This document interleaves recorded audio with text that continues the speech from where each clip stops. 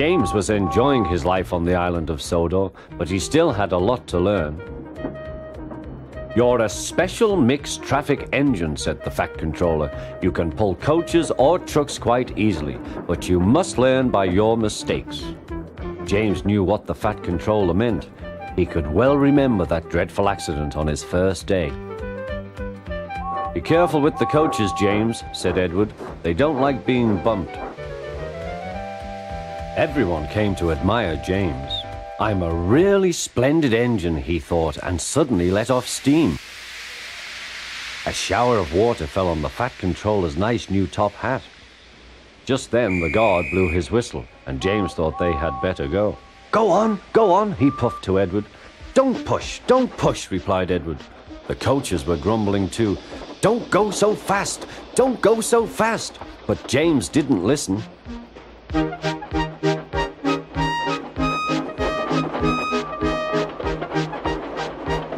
When at last they stopped at the next station, 2 coaches were beyond the platform. They had to go back to let the passengers out.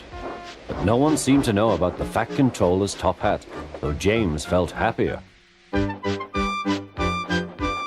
Presently they came to the station where Thomas was waiting with his 2 coaches. "Hello, James," said Thomas. "Feeling better?" "That's right." "Oh, that's my guard's whistle. I must go. I don't know what the Fat Controller would do without me to run this branch line," and he puffed off importantly. Edward and James passed the field where James had had his accident. The fence was mended and the cows were back again.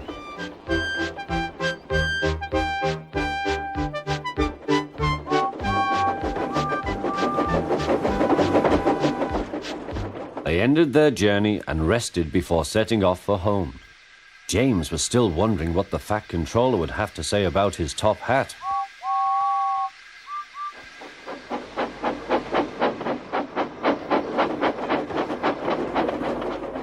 Next morning, the Fat Controller spoke severely to him.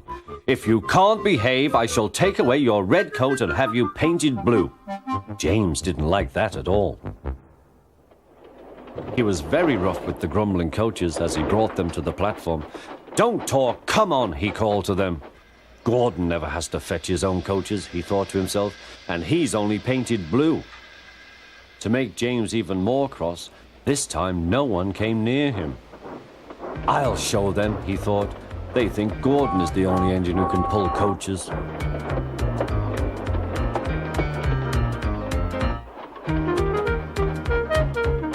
Hurry, puffed James. You're going too fast, replied the coaches. James laughed and tried to go faster, but the coaches wouldn't let him. "We're going to stop," they said. "We're going to stop."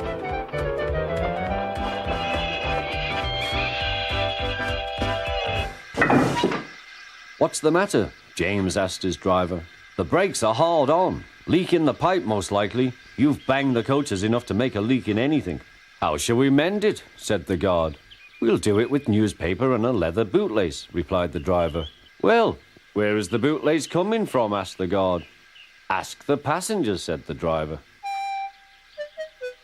"You have a leather bootlace there, I see, sir," said the guard to a smartly dressed man. "Please give it to me." "I won't," said the man. "Then," said the guard, "I'm afraid the train will just stop where it is." The passengers all said what a bad railway it was. Then they told the man how bad he was instead. Everyone was very cross. At last he handed his laces over. The driver tied a pad of newspaper tightly round the hole in the brake pipe, and James was able to pull the train.